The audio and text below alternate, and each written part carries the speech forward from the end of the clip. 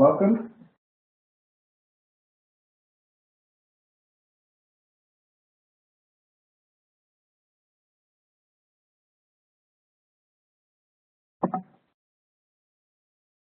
Welcome to our latest webinar. Today's session is on NEC Communications. I'm very pleased to introduce Barry Trebes, who's Project Director with Mott MacDonald. Hopefully you've seen the instructions for webinar attendees and know how this operates, and also the invitation to ask questions. So please do ask questions throughout the session. We've got about probably 15-20 minutes at the end of it, and we'll pick up as many of these as we possibly can. So, without further ado, communication. So this is the key to stimulating good management. So NEC contracts have interesting sort of half page or so associated with what a good NEC communication looks like. So that's the focus of the webinar. With the panel members today, myself, Robert Gerrard, NEC Users Group Secretary, and Barry Trebes, Project Director with Mott MacDonald. So what are we going to do then? The particular focus is the NEC3 engineering and construction contract. Most of what we're going to talk about is just as applicable to the NEC contracts, but we need a focus. So why even bother have communications at all? Why stipulate them? Why tell people how they should actually communicate? So what stipulate them, what they are, what they look like, our opinion as to how properly parties should communicate in the contract. Give some examples, some typical communications, actually what does one look like when it's completed, and then perhaps spend a little bit of time on what happens where correct communications aren't given. A bit of a summary, and then pick up as many questions as we get through the session. So over to you, Barry.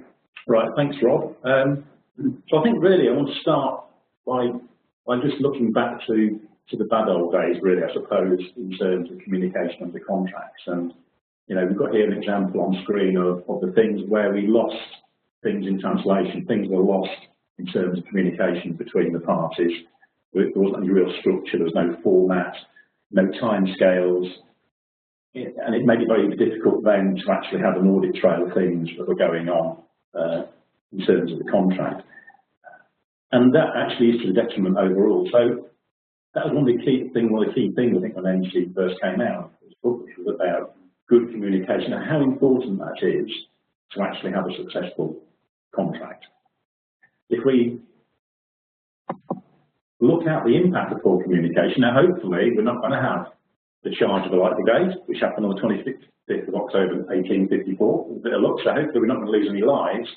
But I think it again highlights what happens if you do have poor communication. I'm sure that we've all experienced on our own projects where we really haven't communicated with each other, and we've gone to meetings and we've come away and we think we understand what the other party has said, but we haven't really recorded it down properly, etc.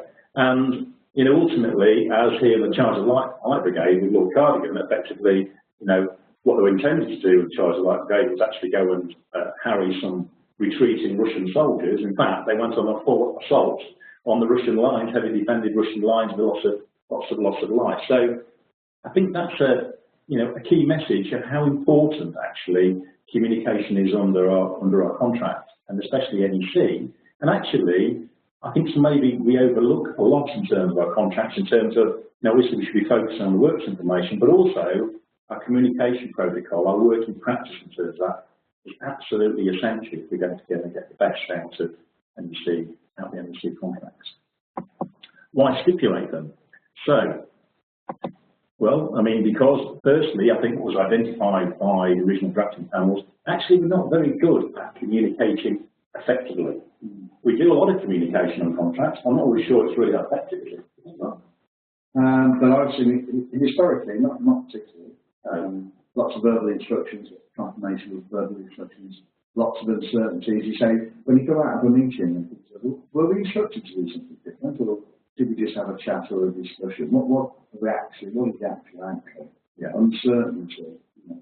And half the time, with things like minutes of meetings, you have a chance to look at them before the next meeting, you spend the first half an hour there reading them and asking about what was or wasn't said, or so tone, language, clarity, all escapes us really, doesn't it?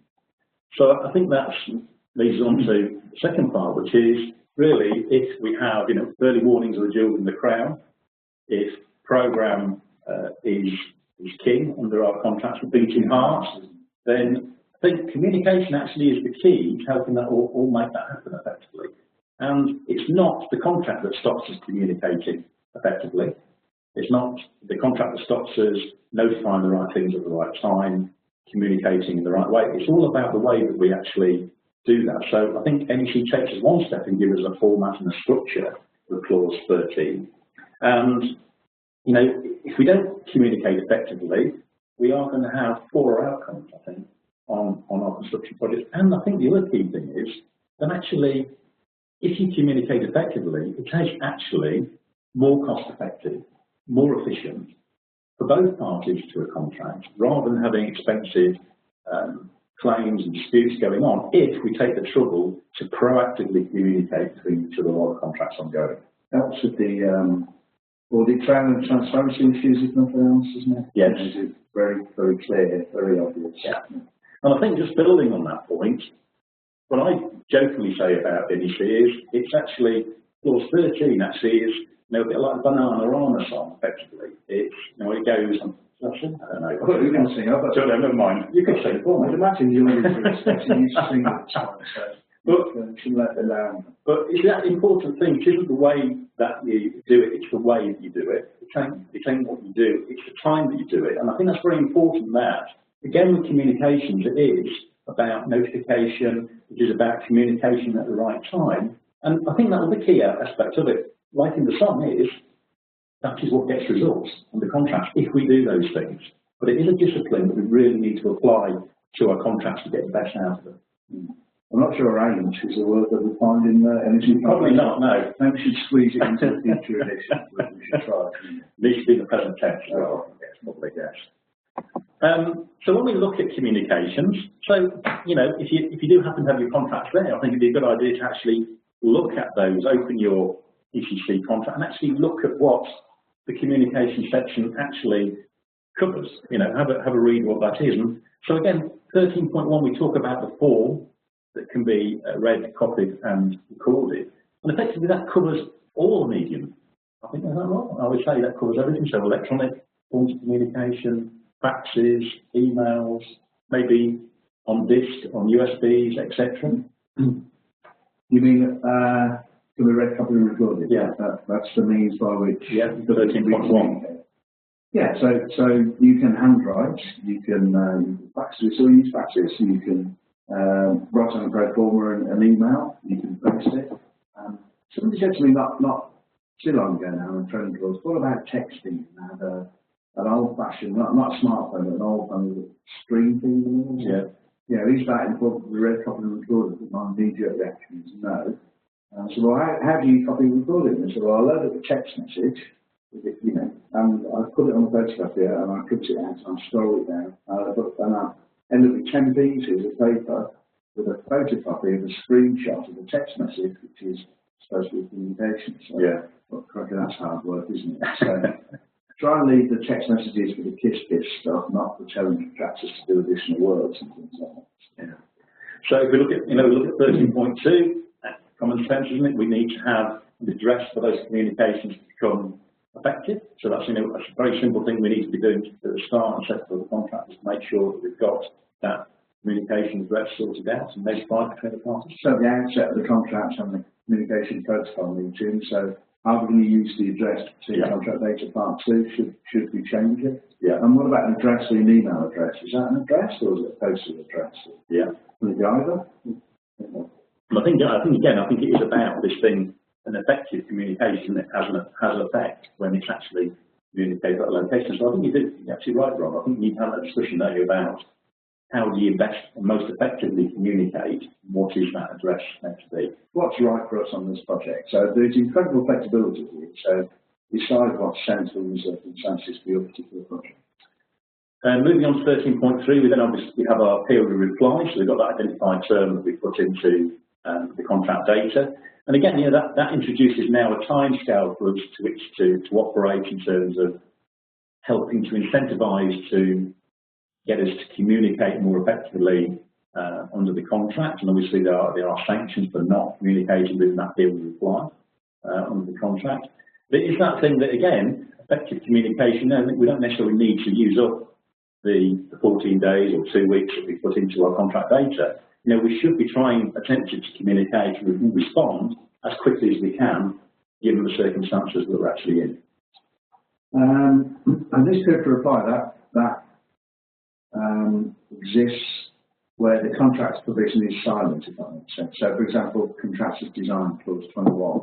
There's no time scales on anything there at all, so this kicks in where the contract is silent, but where the contract it says this happens within 2 weeks or 3 weeks or whatever, and that will take precedent. Yes. This plugs the gap, is that right? Yes. Well, I think it's a point, isn't it, that actually if you do want other timescales to apply for certain reasons, like with the acceptance of design, and that's something you need to think about up front and make sure that is actually in your works information before the contract starts, as another timescale. Which is a good point. So there's a number of ways of doing this. So you could either stipulate the period perhaps in the works information for the time to accept a contractor's design, or what about having multiple periods for reply, just like a defect correction period. You notice in the contract data, it sets out any number of defect correction periods if you so wish. Why not introduce that for a period for reply? A period for reply for contractor's design is, or everything else is, and I think that 2 weeks, 8 weeks, whatever you think is appropriate. I think that's a very good way of doing it, isn't it? Because that's what we want to achieve. We want people to clearly understand the timescales to which they need to be responding and they're working to. And again, it's something you do find is a common problem in lots of contracts, but sometimes people haven't thought about that situation, especially in terms of design. We realise they actually can't turn things around in 2 weeks. It actually takes them longer because they've got some certain procedures, or you could have quite a complicated 10 stakeholders. Everybody wants is to penalty, if you like, in commenting on designs. And that's important for the contractor to realise that sometimes, albeit parties might set out to respond, which they can do, sometimes they will need every day of that, perhaps 8 weeks, that you put in as a period to reply for the contractor's design. And again, the linkage to the importance of the communication then also links in when you look at clause 31.2 and you look at the programme as well. Let's not forget the importance of good communications and how that links in to effective management of the programme as well, making sure those acceptance periods are in there. If we look at 13.4 in terms of reasons for submission, resubmission. So again, I think there's another strength of the contract actually if used properly in terms of, let's explain why, we accept something or don't accept something, and giving reasons helps us to better manage and understand what's going on with the contract. And again, I guess it's all part of effective communication. Because if you just say no, what does no mean? Whereas no for X, Y, and Z, you can have a discussion and dialogue. And I think this is the other thing that goes with communication, that we have this structure here in clause 13, but it's also the other things in the contract when we look at the idea of discussing things before we perhaps issue the communications, or discussing things like, when we look at 62.1, when we look at quotations, about the idea that we're going to discuss different ways of providing the quotations, etc. That, you need to build on this. This gives you the kind of bare bones, doesn't it, clause 13, and we can expand on that and actually make it a lot more effective. So the reasons, give the contractor a chance when he can say no, because give them a chance to actually address your concerns. Ideally, use the entire clause 13 process to actually confirm what it is that you've actually had in the verbal discussions, if you like. Use this as a means to clarify that which you've already talked about. And I think that's what we said at the beginning, is that I think when we have so many meetings where it's worthwhile clarifying things, because sometimes we do go away from meetings and we've misunderstood and misinterpreted things, and actually this is a way of giving reasons, helps to clarify what that point is, exactly as you said.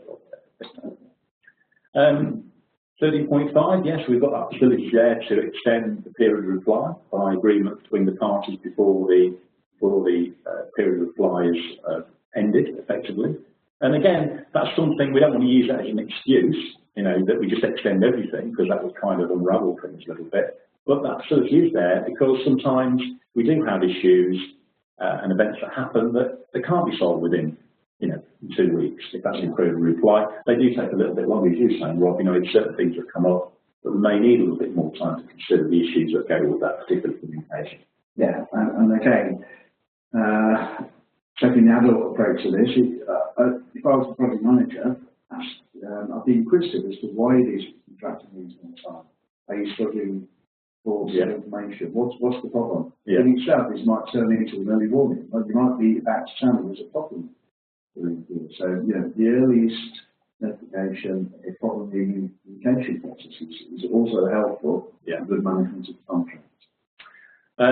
13.6, I guess that's relatively straightforward because it's really saying where the project manager is going to issue the certificates to the employer and the contractor, and where the supervisor issues the certificates. So again, that's just clarifying exactly where the defect certificates, completion certificates are going to be sent to.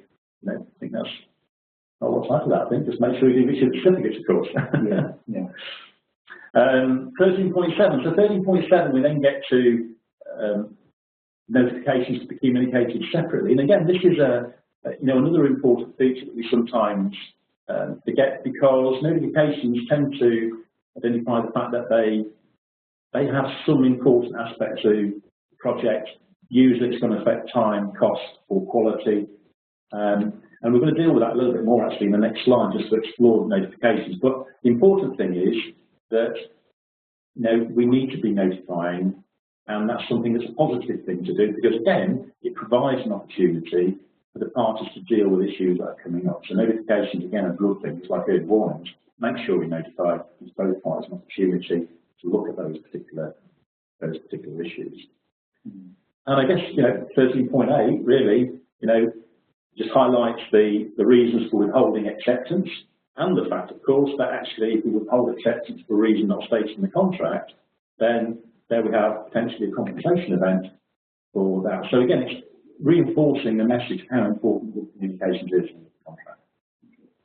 Just go back to 13.7, this is an interesting one. Sometimes people say that NEC is a little bit admin heavy. Like, why can't I issue a PMI and at the same time notify it as a compensation event and instructive quotation? Why can't I do that on one piece of paper? And my experience in the past is, in other forms of contract, sometimes we'll put those two things together on a single piece of paper or even verbally. The contractor disagrees with the final comment. The final comment may be, sorry, this is no additional cost to contract. So on the face of it, they're instructed to do what they believe to be additional works, but the bottom part of that communication says, but sorry, no additional cost to contract. So the contractor takes probably rightly a bit of a stink as to that whole communication, whereas turning to two communications, here's the instruction, here's the PMI, documented instruction that changes the works information. You need to obey that because the Clause 27 says so. In parallel, let's notify it as a compensation event, or not, as the case may be. So if there is an argument over it, it should only be whether or not it is or isn't a compensation event because it doesn't have a time and cost effect. There should be no argument on getting on with the additional works that I've asked you to do by the PMI. So, on balance, albeit if you like, on the basis of two pieces of paper that are created as a result of this, I quite like the separation. And if you're going to argue about anything, you're arguing about one little bit. I think I would agree with that. I mean, I think this is, and again, you're doing what the contract asks, and I think there's a couple parts to it. I think one is that this actually is a good communication process of notifying something that could have an impact, and we can follow on. You have the instruction, then have a notification of the compensation. I think separating the two is good. And again, sometimes when we have, all seen, all dancing, one communication form where you tick whether it's an early warning or it's an instruction or a compensation event, often people become a little bit lazy, don't tick the right boxes, then there's arguments about what the status of that communication is. And I think that kind of undermines what the NEC is trying to drive at, that we've got a very clear notification. The communication lands on your desk and you know what it is. You know it's instruction, you know it's compensation notification. You know it's an early warning, no uncertainty in doing that. And I think that, I would agree with you, Rob, I think that's the importance of that. And doing those separate notifications, absolutely. That's the real benefit of clarity. I've been notified of an early warning. I've been instructed to attend the instruction. I've been instructed to change the works information. I'm notifying you of the compensation event. The complete and clear understanding of what it is you're being asked to do or what somebody's telling you is vital. Yes, I think so. And I think it comes back to communications, really following the whole principle of NEC as well, about clarity, simplicity in terms of the way that you communicate. I think that's, the more involved you make it, more likely is people are going to make mistakes in terms of ticking the wrong boxes, etc. And that, actually, bring detriment. You're right. They bring all those to the table. They help with clarity. They're which is very flexible. It does act as a stimulus to management, and it should be quite simple. Don't overcomplicate it. So, in your communication forms you also use, try not to overcomplicate them. Often I hear or see early warnings. People have been asked, notify an early warning, and tell me how much it to cost to fix it, or words to that effect. You say, no, all the contract demands is that you notify an early warning. Don't try and fix it on the same communication. And I think if you do actually try and communicate, have more than one communication on one form, I think the danger is then go back to the bad old days where we've got a 5-page letter, page 3, paragraph 3, we mention something, you kind of can lose some of the meaning of things by it getting lost in, well, what is this? What's this piece of paper on my desk now? What do I do with it? So I think that, I totally agree with you. I think it's very important to do that separate notification. Okay, brilliant.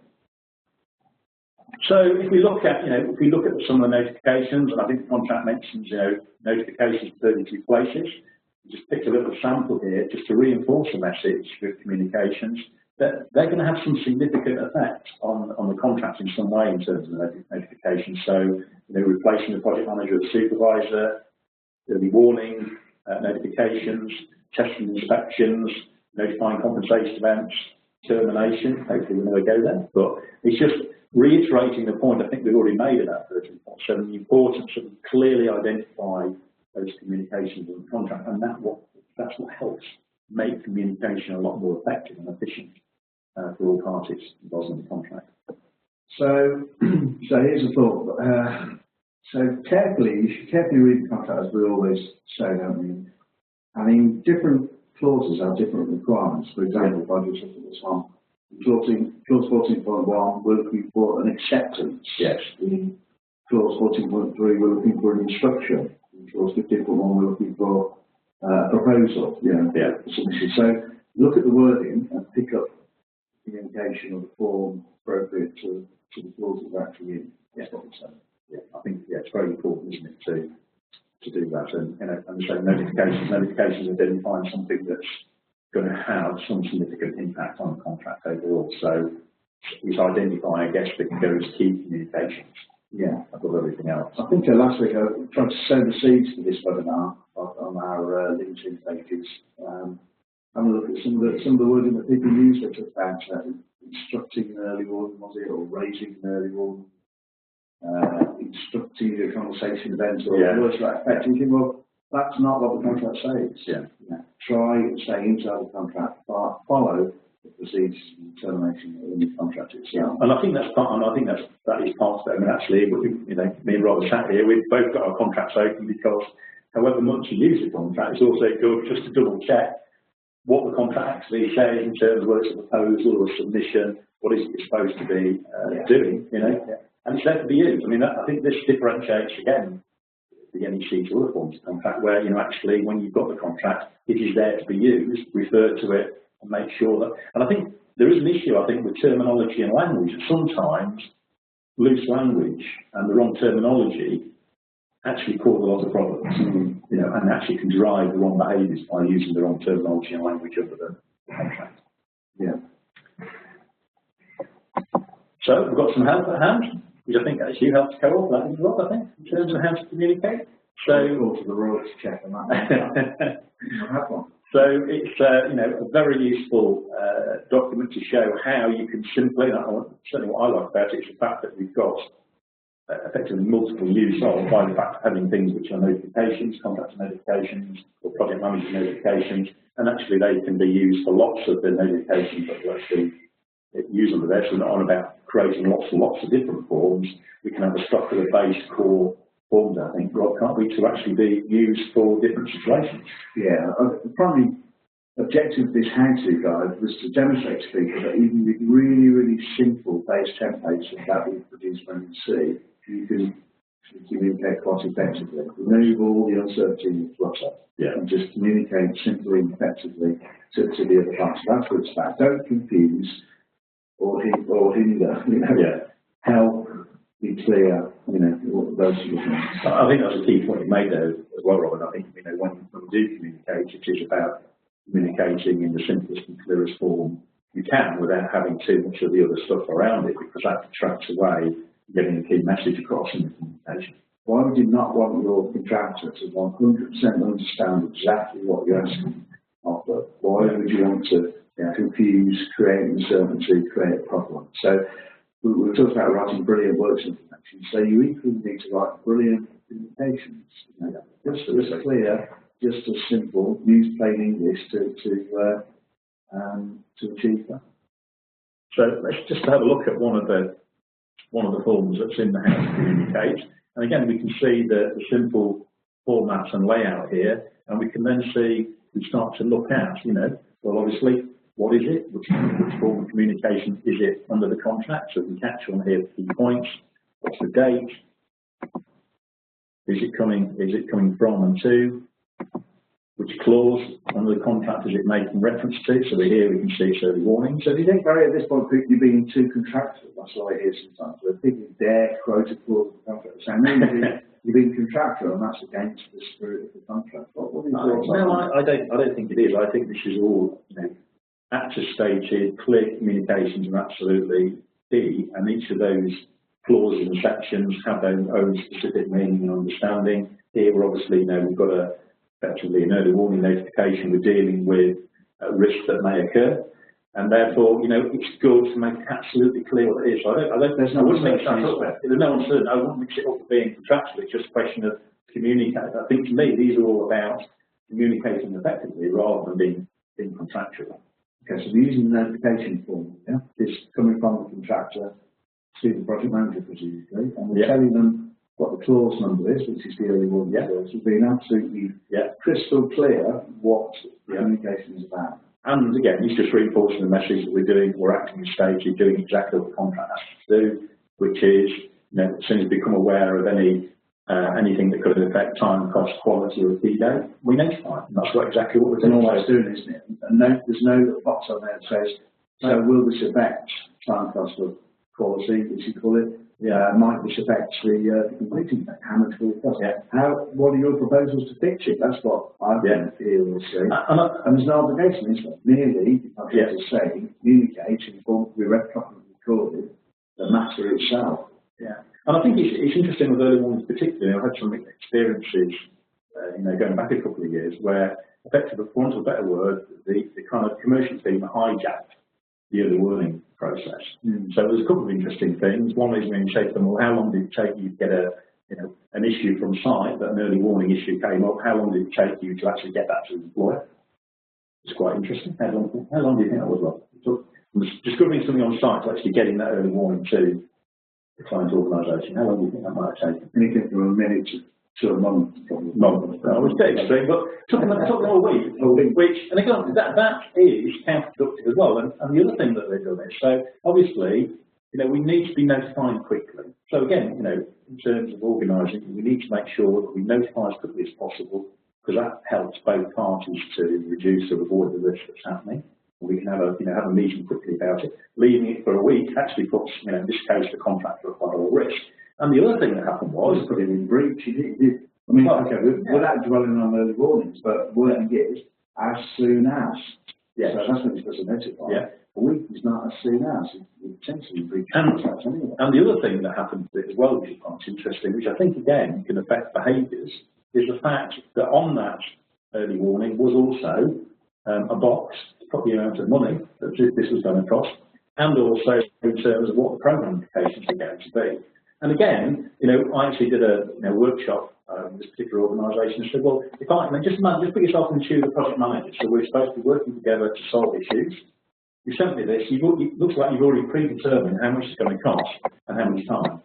All I want you to do is tell me about the problem, and we will sit down. Hey, we might even get the same numbers you've got on here, but let's have a discussion about it. And I think that's when communications become really important. You can kind of unravel behaviours as well in service. Suddenly, you imagine the reaction of the PM getting this, and then also you discover that it's a week, could have been done in 1 minute, and it's taken a week to get to, also has implications. So I think it's just reinforcing, again, I think stick to the thing is does what the contract asks you to do, and just notify clearly and simply the issue, and then we'll discuss it jointly, especially on early warning. We've all been told along the staff don't give clients bad news or something like that. Right, yeah. I get the sentiment, but they definitely don't want to hear bad news beyond the point that they could have actually done something about it. Yeah. Okay.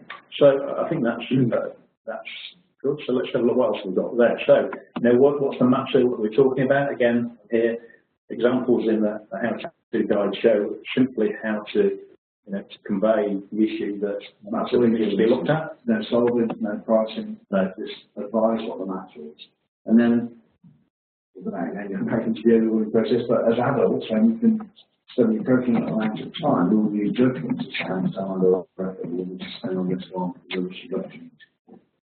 and then, effectively, identifying who that's from. So again, we can see how simple and clear this can be in terms of getting effective communication. And again, I think in drafting these, we're looking again, I think that the suggestion is within the how-to guide that again that we're going to use the present tense, using plain English to try and convey the information on that. Yeah.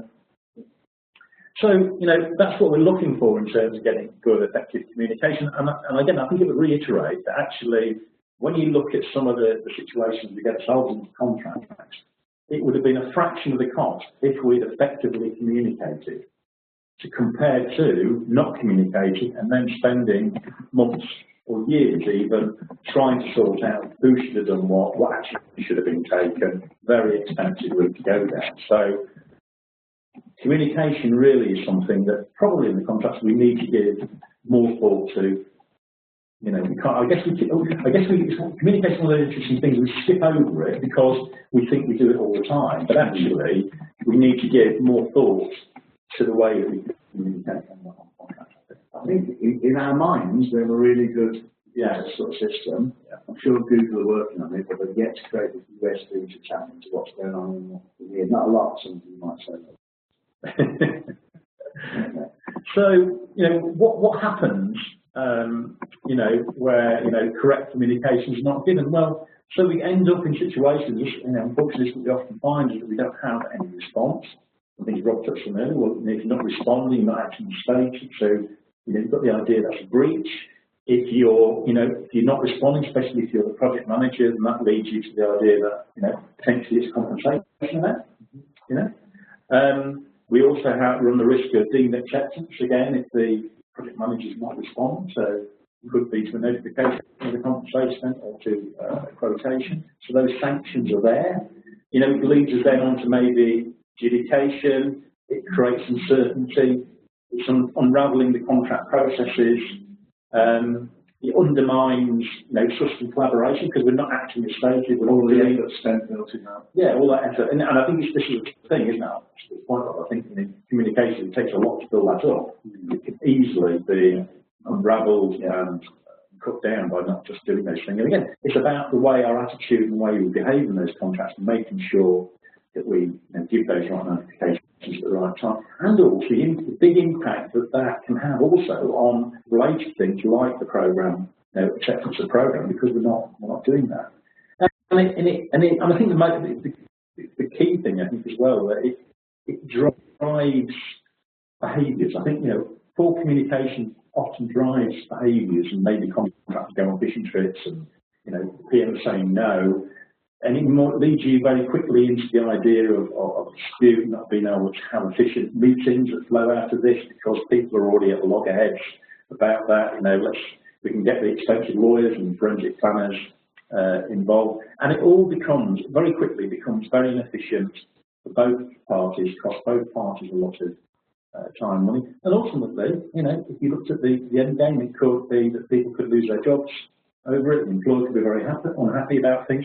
And actually also, if you are the consultant running a project or project manager, then obviously, it could lead to claims under professional indemnity insurance. So just do what the contract asks you to do. And you're in a good place. Yeah, you're in a good place. Yeah, I can see already this is a really interesting research dissertation project. Those of you thinking, what am I going to do with my dissertation this or next year? Maybe look at the implications or what happens if. Yeah. The cost of ineffective communication. Yeah. What is that? And I think it will be. Can you afford not to communicate? Yeah. Clearly. I think that's a good way of twisting it around. I think it is about getting that balance right. And it is just so much more efficient and effective if you do that. I mean, I'm sure it'd be very interesting to see a study on that to see what those numbers are. These are opinions, aren't they? I'm sure a lot of people will agree to this. There's no sort of overwhelming evidence to say this happens if. No, it's kind of where experience, I suppose. Yeah, experience tells you where that possibly could go to. And again, it is more than the written word, isn't it? If you look at a definition of communication, that the imparting or exchanging of information by speaking, writing, or using some other medium. And I think this leads you on to, what, I describe as, the idea that we can play table tennis. Yes, we can comply with the timescales in the contract, and we just back things backwards and forwards. Maybe we sit in different cabins and we just do that. But I think the real benefit out of effective communications is that let's have a discussion about it. And I think one of the points before we started today, Rob, was talking about clause 62.1 and the discussion, let's say, when you've got a quotation. Again, far more effective to sit down, let's have a discussion about this communication. After the first discussion with the contract. But again, is it something we skip over too much? Let's sit and discuss it rather than sit in that cabin, send a bit of paper, play the table tennis. Yeah, you're kind of doing what the contract asks, but you're not doing it efficiently. And I think it's the kind of discussion and consultation aspects and dialogue, that's what really brings communication alive. And I suppose the NEC can only, it's incentivising you to go in the right direction, but that final part of it really needs people and their behaviours and making sure you're setting up correctly to get that extra bit out of it. Plain devil's advocate, though, table tennis is fun, isn't it? It's fun. Josie thinks it's fun, but it's not the story. So, I think, having discussion about things can really help communication. Sit down and have a discussion about things before you start firing about bits of space before. Yeah, okay. I agree with what you're going to say before you say it. Sometimes you just need to communicate. Sometimes discuss things first, then. And I think, classic area you have issues with on rotations is things like project management assumptions. Yeah. And again, we know that maybe project managers don't use assumptions as much as they could do with quotations. And then often the contractor comes across with his own assumptions. We then find that things are going backwards and forwards. Well, actually, we sat down and had a discussion. We maybe agree what the assumption would be for that quotation before we start sending that bit of paper backwards and forwards. I think it has to be far more efficient than, that situation where something like that's not used. Of course, you can't have contractors' assumptions, but that should at least prompt the dialogue. Yeah, exactly. I think that's the point. I'm struggling. The contractor should be able to say, I'm struggling because. Yes. And I think this is another thing with sometimes it's a point. I think that sometimes contractors need some base information upon which to base a realistic quotation, but because they don't have that dialogue with the project manager or the project manager doesn't give any direction, we find that we're inefficient in communicating. And so I think that's the element of that really. So if we kind of bring this together in terms of a summary. So number one, comply with the requirements of clause 13. You've got some great guidance in the how to communicate in terms of the ECC forms. And again, as Rob was saying earlier, think about your communication protocol right at the beginning of the contract. How are we going to communicate effectively and efficiently? And I guess, all the way through the contract as well, if we're not doing it, have an early warning about the fact that we're not communicating and make sure we do that. And review it regularly. Don't be afraid to make changes if you think it's a bit too cumbersome or not quite work again. And it's a good metric, isn't it, to see how we're communicating. And again, what are those working practices? I mean, that's the thing we're all intelligent people, we can all read the contract. How do we bring the contract to life? What are our working practices that we can make it really happen? Have we got the right environment to make, it supports and encourages good dialogue and discussion as part of effective communication? And, you know, it just reinforces the matter that good communication is the key, is the key to a successful project, because we're talking, we're discussing, we're dealing with issues and challenges that come up during the contract. We didn't really dwell on the downside of it, but certainly when I first started in the industry, I can recall sort of extras in contractors' application payments, and you would say additional works as directed by the clerk of works or something like that. And you think, what on earth is this? And you go, I forgot to tell you about the change I instructed 3 weeks ago. And also contractors, I think some contractors still provide for this, for a verbal instruction to be given, and then if it isn't confirmed in writing within 2 weeks or something like that, you can get it confirmed back. If you don't dispute it within a further 2 weeks, then it stands. And but that's just a really seriously chaotic way of actually telling your contractor what, let's say, additional works are actually required. But it seems really strange and bizarre way of actually informing the contractor of what additional works that actually you would like to have. Yeah, I think it's, and I think we still have, we still have this issue with communications, don't we, whereby, some project managers will issue instructions, but never issue a conversation notification, as they should do under 61.1. They should at the same time if they leave this conversation. They don't do it. They sit back and say, oh no, let's wait for the contact to tell us about that. That's poor management. It is poor, especially when you know it is a conversation that does have some other cost implications. Acting properly on behalf of your employer, you should be promoting the sort of change management process quickly. And I think it's about, if you are the project manager, being proactive in that, looking at principle grade certainty of outcome. And as a PM, you should be in an informed decision to make informed decisions. You can only do that with good information, make optimal decisions, and you can only do that by having good communication, good information at your fingertips. And that's really what course work is trying to do. Excellent. Okay, so questions. Hopefully we've been firing bunch in. Just when age takes over, so that's fine. Let's have a look at what we've got. So, first one, does acceptance of the design by the project manager mean that the design then becomes part of the works information? Please for me to ask you to answer for us now.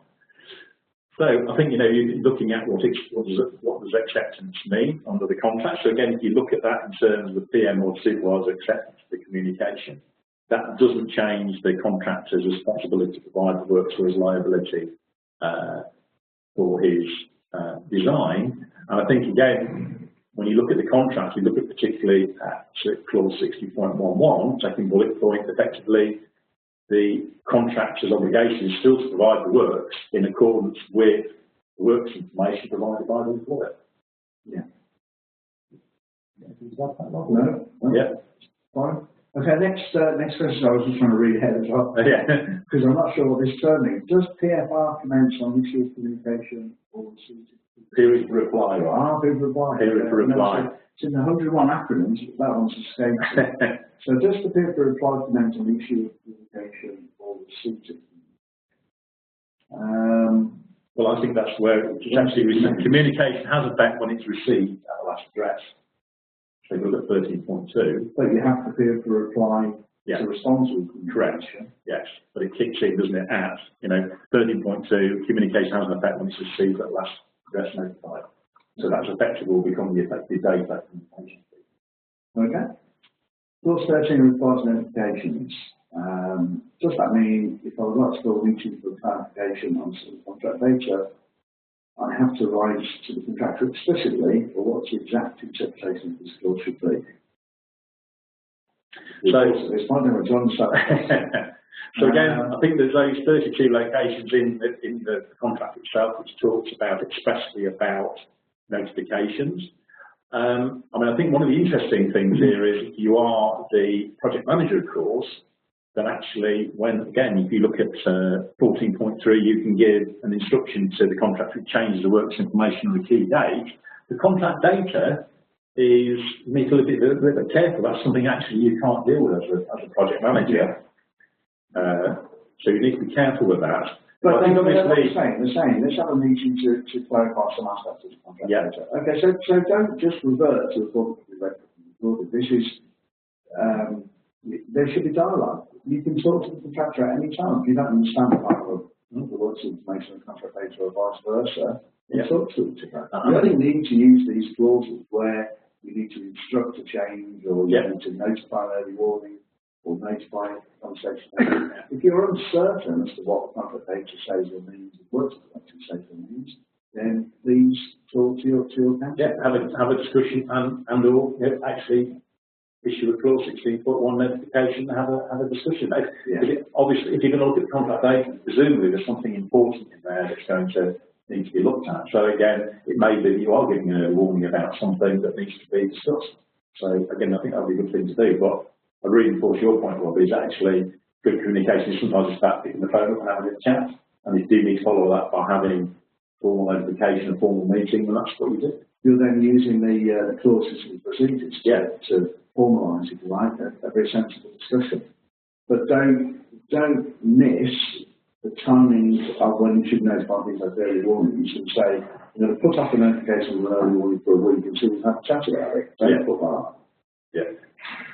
Okay, next one. So you're reading ahead now as well. So this example notification seems pretty uninformative. Apologies, that was me that wrote that one. Apologies for that. Surely the contractor should have said more. X fees have failed the test, perhaps. Yeah, go for it. Be as helpful as you can. I can't remember exactly, it was only 2 minutes ago, wasn't it, but what he said, but be as helpful as you can. What we are saying, though, is you don't have to put in measures that say, this is how I'm going to deal with the problem. Yes. So be as helpful as you can, comply with the other clauses, which is as soon as. Yeah. But yeah, sure, that probably wasn't. And again, I think I think coming back to the other one, I think part of it is about, we're not trying to solve it now, we're just flagging up that there is a problem. So I think conveying enough information to understand what the problem is, that's the important aspect of it, and then actually sitting down and having a discussion. I think that's then getting sat down and discussing that issue is the important thing. So that's where we can do some really good positive damage, isn't it? When we combine some intelligent people together to say, here's a problem, how on earth can we solve the problem, or exploit the opportunity? It's a good thing. Okay, so in the interest of clarity, I personally am sure that an early warning can change the word early warning. What are your thoughts on that? I don't have a problem with that. I don't think we did in the chapter that we have, do we? No. I think by pointing to the clause, we must be including the clause 16.1, but you could otherwise afterwards early warning. That doesn't help. It won't hinder. Sorry, it does help. It does help. Like those words. I think in the House Communications, I think we're driving at the point of having notifications and rather than creating lots of forms. But lots of organisations do have a specific form that says early warning notification. I think to me, the most important thing is that we are communicating clearly, with clarity, and there are variants on how you can do that. So I don't think it's to the detriment at all. I think if you want to do that, I think that's no problem at all. If it lands on your desk and you know it's an early warning, fine. And the same with the how-to ones. It lands on your desk and you can see quite quickly which clause it is, and you know it's an early warning. So to me, the most important thing is that we have those communications that are clearly communicated. Okay. To Matthew O'Dyer's question, yes is the answer, and everybody else will have to guess what the question was. So please give some examples of good and poor working practices. Well, I mean, I've got actually, I've got a meeting tomorrow where I've got a project manager who's effectively never issued one single notification compensation plan. We haven't had any updated risk registers. We haven't had sporadic risk reduction meetings. I think they're the types of things where we're not, we are failing to communicate to the detriment of. And I think the really important thing about communication is those bad habits. Is that to me we're missing opportunities to actually deal with issues and problems that come along. We don't deal with it. So it's no good. It needs both sides to be. It's no good one side notifying there's a problem, what there's been, if there's no response from the other side, because time will go on. You miss the opportunity to deal with it. You need to be able to sit down, and it is a discipline. If you have lots of events and issues, then it takes time and resources. Well, it's well worth it because you've got the opportunity to try and mitigate, avoid, reduce those risks occurring. Yeah, but that's the thing. I think that's the number one thing, is where we still have this disappointment, have this attitude. Oh, we'll just do the bare minimum. We'll let the contractor tell us whether we think it's a compensation event or not. That's not really management, though, is it? It's not project management. No. I think we're missing one seriously there. Yeah. Question, please give examples of elements of project environment. Well, I suppose, to me, I think it's interesting. My experience has been, when often we set up and we have our own separate port cabins across the site compound. What I very quickly learned a long time ago is, it's actually more effective, especially when we're dealing with, change events and contracts. If the commercial and the planners sit down together and actually, have regular meetings to discuss issues and things and plan the way how they're going to deal with quotation, etc.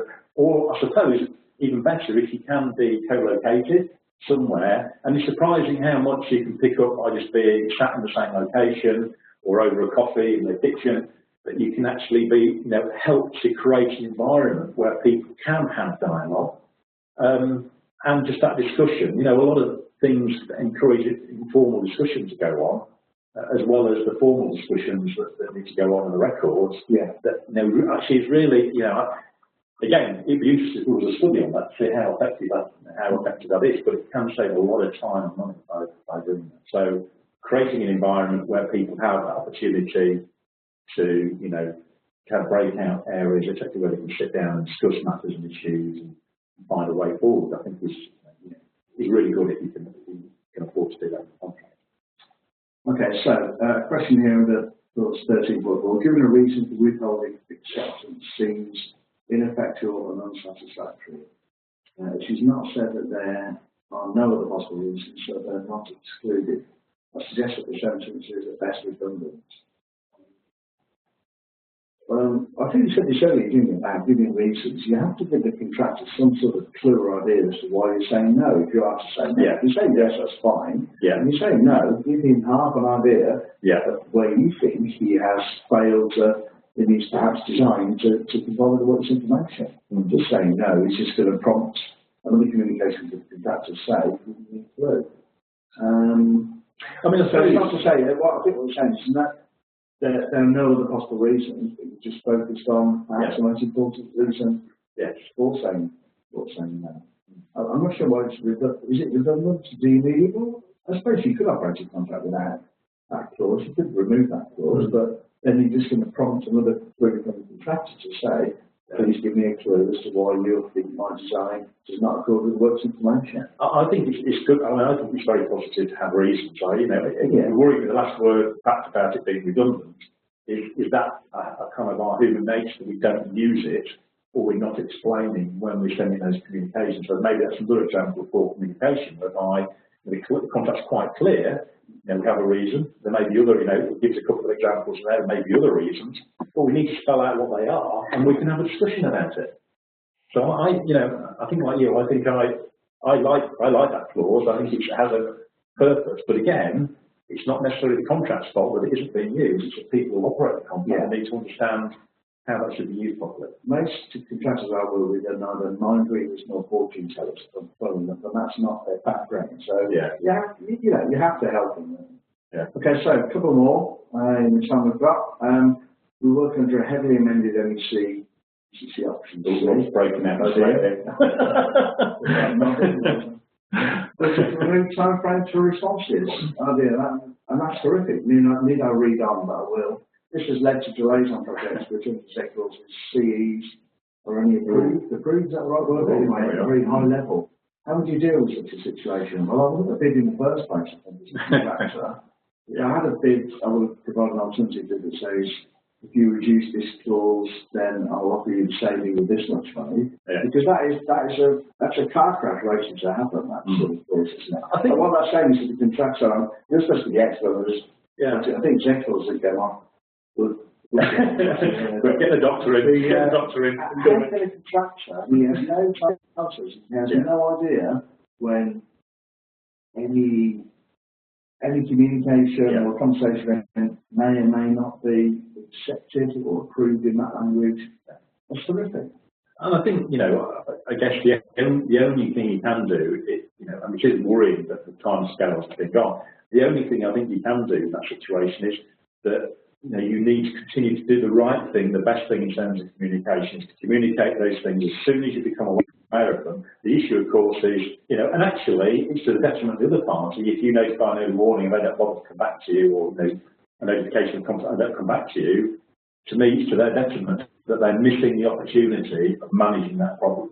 So to me, I would be keen to, and I think this is where the NEC principles can be applied, even if they've been written out like this. Just do the right things in terms of good communication, good management. Keep the notifications going in. Keep doing the right things in the shortest time scale as you can to give them notifications. And I think, if you unfortunately end up in a dispute, I think you can be seen that you've actually been you've done the right thing. Again, it's proactive communication. Keep communicating, irrespective of. And again, I think we touched on the whole thing about, where we had some clients who said, we reject your early warning notification. What's that about? So on this one, keep firing the programs in, which is date by which this is required is, and the little arrow. Notify an early warning. So you haven't decided whether you want this extra or not. The price would be this.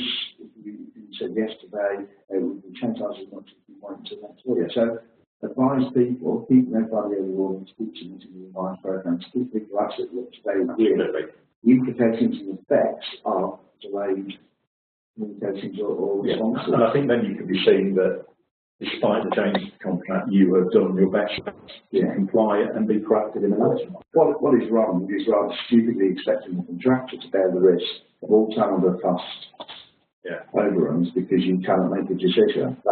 That's just crazy. I wouldn't understand it anyway. Okay, two more very quickly. First one, would you normally ask for a risk reduction using notification, the early warning notification? No, wouldn't normally, but you can do if you want. You need to react according to all the early warnings that you have at your disposal. Decide as and when you should have a risk reduction. And it depends on the urgency of it, doesn't it? I think that's the thing. You have notifications which can wait, or things where we do have things that are coming up that we need to have a reduction meeting now. Some could drop everything now. By phone, don't have to have the meeting in person. Okay, very last one, and then we'll wrap up. So, common excuse for poor communications by pointing at the second part of clause 10.1 towards a mutual trust and cooperation. How do you promote the first part of that clause or to maintain the influence of the second? I mean, the thing to me is interesting. Clause 10.1 is obviously goes to the heart of the NEC. To me, part 2 is dependent on acting as stated, doing the things you say you're going to do, which is act as stated. To me, that's the first part of building the mutual trust and cooperation, because you're doing exactly what the contract says. You're actually communicating effectively. That, to me, builds on the actual working in spirit of mutual trust and cooperation. You can't. I don't think we can rely on the second part as an excuse for not dealing with the first part of this. You must do as stated in the contract, but in doing so, it acts as mutual trust and cooperation. In fact, I think it's in the case law, which is exactly that, wasn't it? Right on that. So that's not an excuse. I did one workshop where the project manager refused to give any instruction in writing, everything was verbal, trying to change the work's information verbally, and dictating to the contractor, you can trust me that it was 10.1, which again is in the power contract to happen. So, brilliant, thank you very much. Any unanswered questions that we've got, we'll do our usual sort of wrap up and publish after this webinar. A few more things to finish on. Look at this by chance. We have one of the co-authors in the room is a new book that's out, The Role of the Supervisor. And this fits very smoothly into the new accreditation. We've now got accreditation of supervisors under the ECC, which go alongside accreditation of project managers under the ECC and service managers under the TSC. So the whole new accreditation is building. Here is a great book.